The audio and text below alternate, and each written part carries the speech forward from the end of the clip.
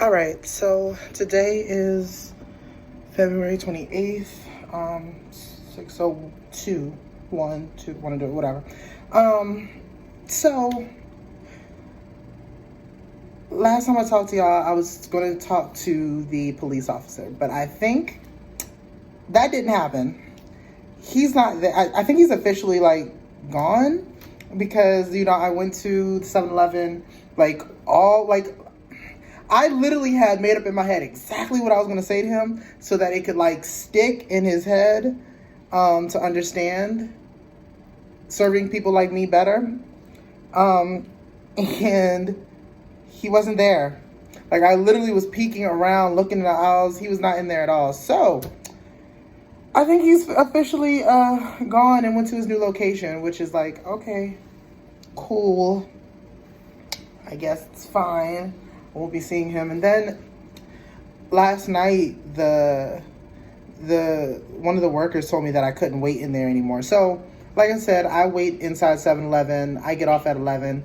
So, I try my due diligence to get every early bus I can, because after 10:30-ish, the later the night gets, the longer drawn out the buses come, and to the point where then they don't come for after a certain period. And so I was told that pretty much if I wasn't buying something, I couldn't be in there longer than 5 minutes. So mind you, I've never caused a problem. I've never been an issue. I would just be in there literally by the front door, by the cameras, purposely, just sitting, listening to music and waiting, keeping to myself, minding my own business. But I low-key asked him, can I speak to their manager? Because I was like, let me be a parent and find out my child was waiting in there for safety reasons late at night in a world where women are being snatched up and killed, and trans women at that are just being killed. Let me find out that you wouldn't let my child stay in there. Nigga, I'm gonna fuck you up. I was like, I'm gonna deal with what I gotta deal with, and I'll go to jail for it, but I'm gonna fuck your ass up because there's no reason why they couldn't have been in there. Especially when I'm a customer. So it's not like I don't always, of course, I don't buy something every time I'm in there, but when I do buy something, I do buy something. I don't know, whatever. So I figured, why don't I just tell the camera exactly what I was going to say to him, because I wanted him to understand this common thing of don't assume me to be someone you think I am. Take time to know who I am as an individual. Not because of what you've seen on television or what you heard in the streets about people like me and being trans and all that other shit. So I was going to tell him that my father died when I was 5. My stepfather has been in my life since I was 3. So I grew up in a 2-parent household. I've had both my parents in my life, male and female in my life, period. I have my siblings. There was no world or thing around LGBT, anything like that. There wasn't it was something that was heavily influenced. It was something I myself had to look for and try to find to better understand. So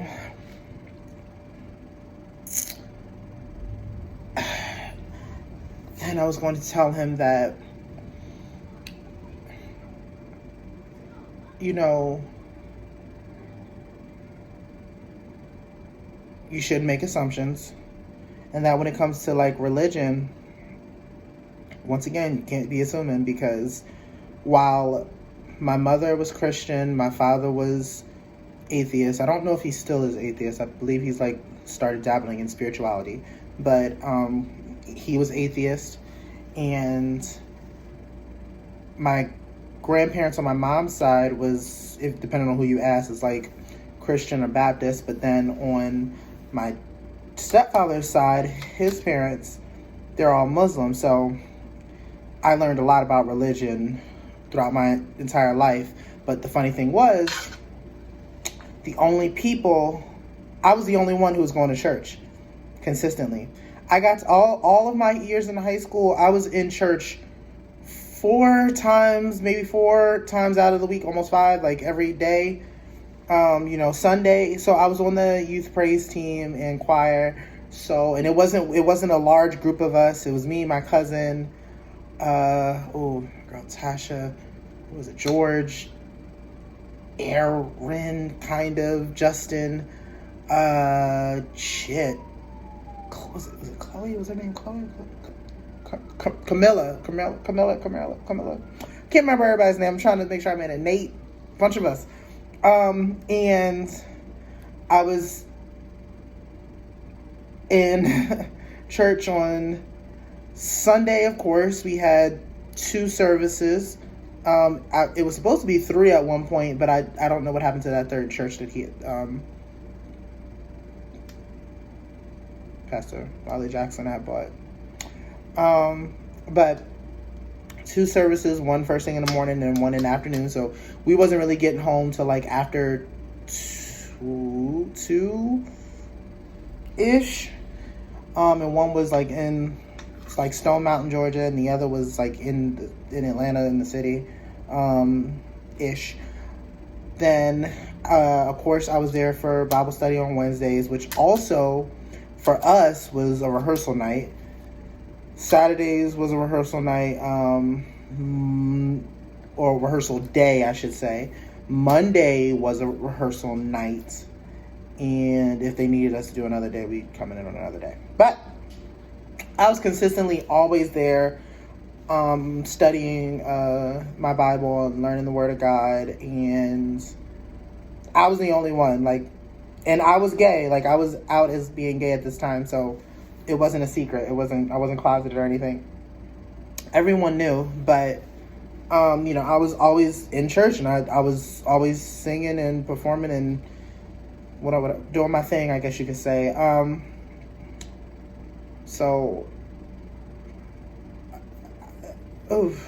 Memories. Sorry, I'm really actually thinking about the shit. I don't know how I had a life. I don't understand how. I made myself busy to do so much shit, and it's so crazy. And then by the time I got to senior year, I think going to church kind of slowed down because the church dynamics were changing, and our youth pastor and everything was gone or leaving, and it really affected what we were doing because we were such a strong, tight-knit group.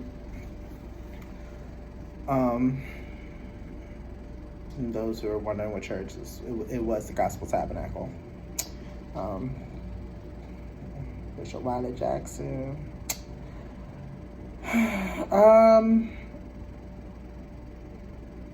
But yeah, sorry. Yeah, I'm black, white, Mexican, and Indian. I did not find out I was Mexican till I was 18, 19. Coming out of high school, because I found out about a family I didn't really know I had. And then I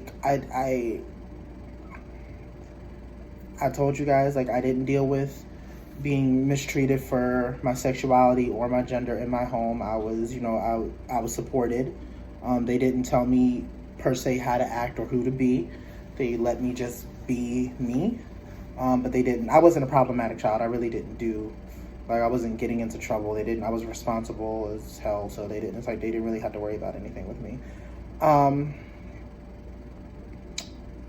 don't know. I was that. I went to Howard University. I went to an HBCU.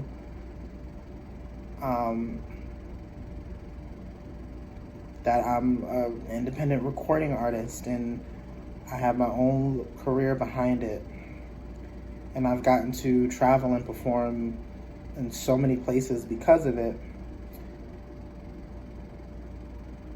And that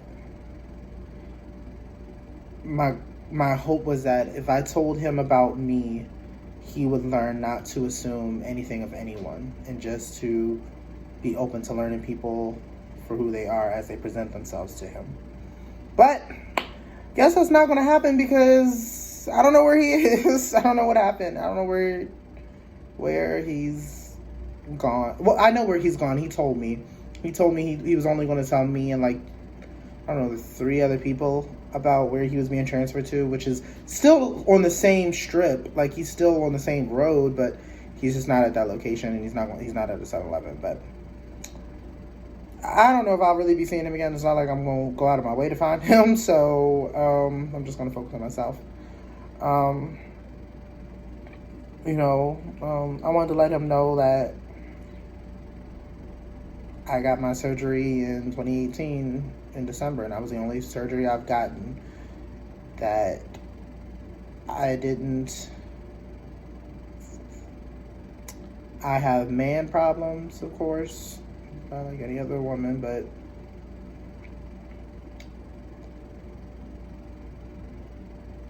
I didn't have to go through certain experiences as other trans women, or the fact that I'm not represented on television. I can't watch I can't watch television and see myself on it.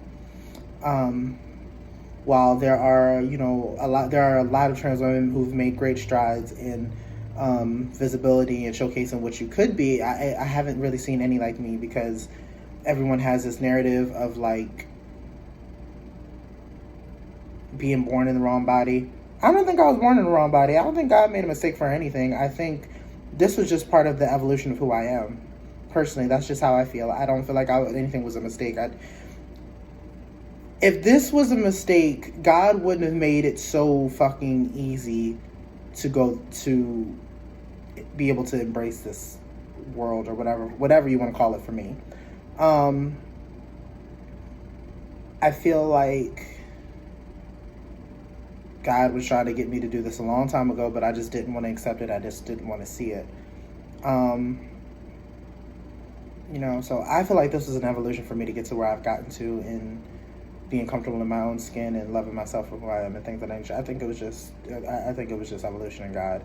I don't think anything was wrong. I think I was supposed to go through the surgery. When I went through the surgery, I think I was supposed to go have the certain body parts in mind that some are more manly, some are more girly, whatever you want to call it, whatever.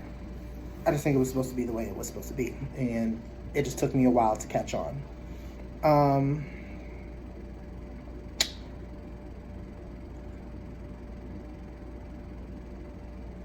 That all of us aren't over the top flamboyant and loud, because I'm not. I'm not at all. I was like, I haven't been, like I said, I haven't been flamboyant over the top since like high school. And I think it was like at its peak. Yeah, it reached its peak by like senior year, because in going into college, I was proud. I was loud and proud-ish, but I wasn't like going out of my way to like stand out. I just was like, as long as I feel comfortable when I step outside of my house, and I feel like a baddie when I walk with my friends, I'm good. That's all I needed. I was fine with that.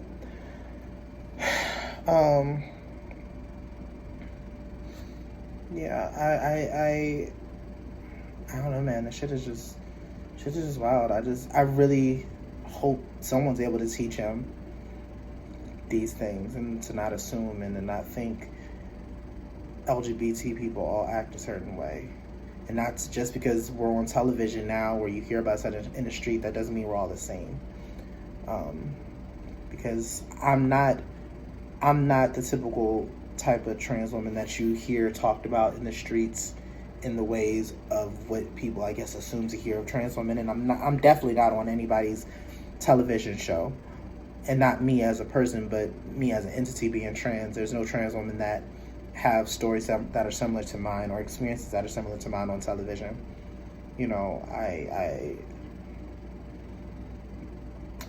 I wasn't brought up in the ballroom community, so like as beautiful as Pose is and the things it does and represents, I enjoy watching it, but it's not, it doesn't, a good portion of it really doesn't, it doesn't hit home for me because I wasn't in the ballroom community. I didn't have those type of affiliations and associations with houses and things of that nature. Like, I knew people in houses, of course, but I didn't have to seek asylum, if that makes sense, with them. I didn't feel like I had to find a home because my home wasn't enough. No, my home, for the most part, aside from the things that were a problem within my household, it was enough to know that I could walk and be myself freely without problems in my house. So being who I wasn't an issue in my home. It was other things that were like problems in my house that affected me. But that wasn't one of them. I don't know. I feel like I'm talking in circles now.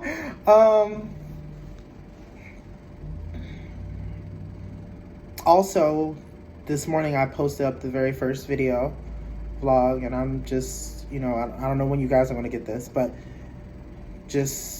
I'm telling you, thank you for, everyone who agreed and who said I should put something out, and who also watched the video and then sent me like voice recording or memos on Instagram and comments and DMs and things. I appreciate all of you. Thank you. Yeah, I don't know. Today I am going to try to do some more tweaking and make sure I'm making I'm looking for a particular feature for a particular song. Because I think I'm up to like 5 features, but there's one of those 5 songs I need the right feature for, and I think I know who I want to do it, but we'll see what happens. But yeah, I just giving you a heads up, I don't have any music dropping anytime soon. At least not from me as a solo person, but I am working on records with J11. If you guys don't know who that is, check him out. He just dropped his album. I'm working on a record with Luna, as I told you guys. I'm working on some records with Brick G in Atlanta. Yeah, and I really have some really dope folks that I can't wait to put on the album as my features. So there's not going to be any women features on this album because the album really talks about me and my world with men. So I was like, I don't see a need. I don't see a need. I don't think this is the album to have women features. I rarely had features at all. Most of the time it was just my engineer, and then that was it. But this go around, I want to have features. I want to have unique features of people that people didn't expect me to have affiliations and connections to and be cool with. So there's this guy in New York that I really am a fan of, that I really hope he hops on. There's some folks out here in the DMV that I want to put on a project, and in Baltimore, and then of course some folks in Georgia. So I just want to show folks like not only the diversity of me as an artist and showing that I can dibble and dabble in other genres and things of that nature, but also to show that to just change the perception and make sure that people aren't concerned or nervous or feel some type of way about working with people like me and doing records, because I know some folks have concerns about whether or not it's going to affect their brand and affect how people look at them, and if they're going to look at them as like being gay or whatever the case is. And I make it clear that I will always fight for you and who you are as a person, and always clear and rectify rumors and shit like that. But I need to know that you're going to fight for me too. Like, that you got my back, and not just me as an individual, but people like me. Like, especially like if I really open your minds up to understanding people like me, I need to know that you're going to care about people like me genuinely, and know that what people say about you because you care about us doesn't make you anything that they say you are, you know. But, that's a lot to ask of some people, primarily a lot to ask out of men. Because I know there are plenty of women that I've talked to about doing features together, and they're completely fine with it. So I know it's a man thing, but I don't know. But yeah, I think that's it. This video is like 20 fucking minutes, and this is probably the longest one I've recorded thus far. So I hope you guys got something out of it. I haven't been as dark as you guys have probably seen in the other videos, but I had my days. So I thought I was done, but I have more to say. It's 6/26, still February 28th. One thing I'm struggling with about myself is, how do I embrace or tackle being Black and Mexican? So how do I explain this? Back at Howard, anyone who's been to an HBCU, you have to take an African American Studies course, period. So, having, I can't remember who I had. I know I've had Dr. Carr for a class before. I think I took Afro Studies, like 1 and 2. And I started doing a lot more reading on W.E.B. Du Bois, and to the point where he's someone I idolize and look up to, because I really appreciated his conversations and his think pieces around the duality of being mixed or biracial, with himself being, I believe he was just biracial. So it really gave me a lot more perspective on who I am and things as a person, and it made me question of like, well, what does it mean to be Black and Mexican when I'm not fluent in the language? Like, I have beginner's level of Spanish, French, and Japanese, but I'm not fluent enough to be like able to speak it. A friend of mine, like, for the most part, sometimes if you speak Spanish to me, I can, some parts I can kind of pick up what you're saying, but I would love to be a lot stronger and a lot better at it. But I wasn't raised in and around Mexican culture. I don't know. I had to really learn what it is and what it looks like to me and for me, and what I need to know and understand, and all of that, all of those things. And I don't know. It's something that I'm just really battling on when it comes to myself, of just trying to understand this part of myself that I didn't know really existed. And all these years, it was hard. I will definitely say, like, there was one point where I was out in Tacoma Park, Maryland, and I lived in a Hispanic area, but they weren't like Mexican, low-key. I feel like they were like Dominican and Puerto Rican a little bit, but they weren't Mexican. I knew that. The men, of course, men will always be men, like, regardless of what race, but men were just extra. But it kind of gave me an idea of what community and culture looks like in the Hispanic community, regardless. But because they weren't like Mexican, it wasn't in home enough for me to really be like, okay, this is what my part of my culture looks like. So I'm just venting, I guess, to just, I want to learn and understand more, because it'll help me to learn and understand more about myself, and like how I need to show up in the world, and what does it mean for me to show up the way that I show up. And like, I get it from my biological dad's side. So like, my brother and sister, well, my stepbrother and one of my half sisters, they don't like it. It's not affiliated with them at all. But my other half sister on my dad's side and my other half brother on my dad's side, it's affiliated with them. So I wonder if they know or ever knew or ever thought about it. I don't know, man. I just,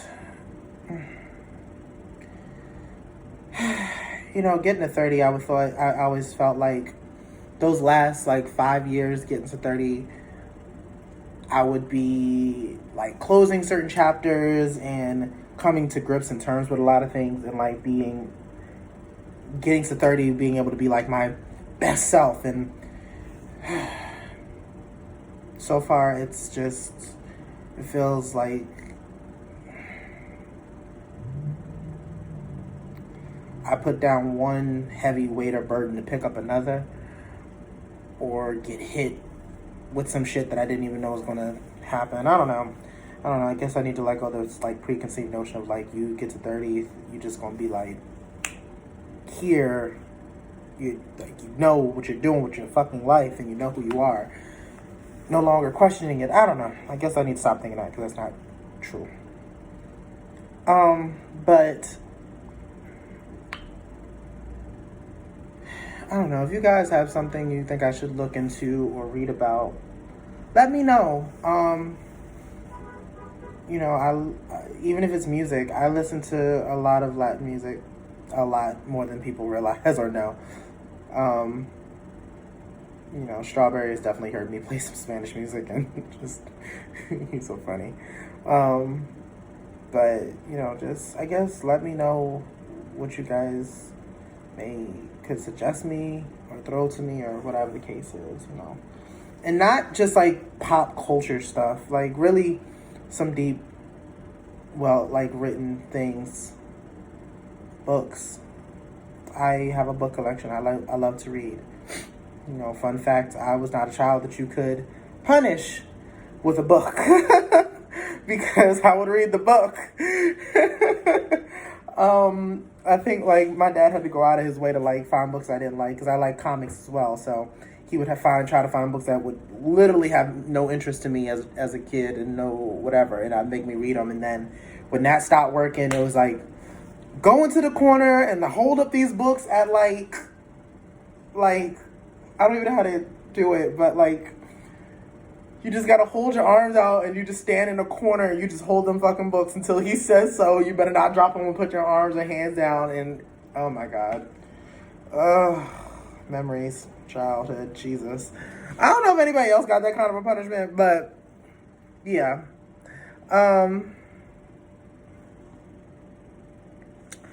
I just, like I said, just let me know what y'all find, because I'll read it or watch it. I love documentaries and shit, so I can watch documentaries for hours.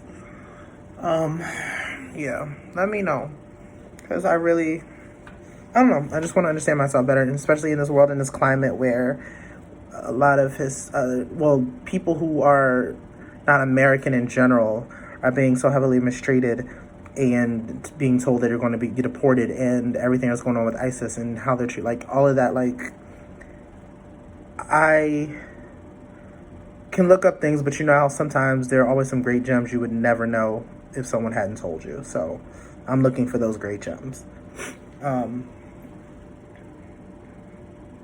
better understand who I am and what I can do to help and make a difference and make a change and do some things. Because I know one of the things I fight to end is youth homelessness, and for all youth, not just LGBT, all youth, period. But yeah,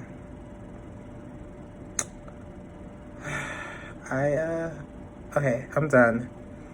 I'm done with this video. I don't think there's nothing else to say. I think I need a break. So I guess I will see you guys next time or next video. I don't know when it's going to be, when it's going to happen, but whenever I feel like I have something to say or talk about, I will just hit record and talk to you.